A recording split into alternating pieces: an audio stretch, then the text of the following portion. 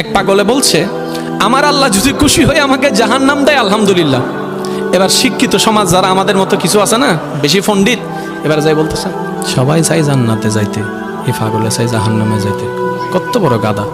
পাগলে মুস্কি হেসে বলে যায়, হ্যাঁ ঠিকই বলছেন, আপনাদের মতো সুস্থ আমি হতে চাই না, এই পাগলেই থাকতে চাই। এবার তাদের একটু টনক লড়লো, কয় কেন? সবাই চাই জান্নাত, তুমি চাচ্ছ জাহান্নাম। বলে যে ভাইয়ারা, আপনারা মনে আমার কথাটা খেয়াল করেন নাই, আমি বলেছি আমার রব যদি খুশি হয়ে,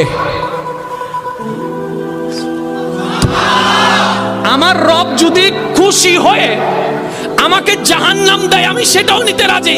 বলে যে এখনো বুঝলাম না। পাগল বলে জ্ঞান দিয়ে রবের বিষয় বোঝা যায় না, দিল দিয়ে বুঝতে হয়। আরে শুনো, রব যখন খুশি হয়ে যাবে জাহান্নামটা জান্নাত হয়ে যাবে, রব যখন নারাজ হয়ে যাবে জান্নাতটা জাহান্নাম হয়ে যাবে।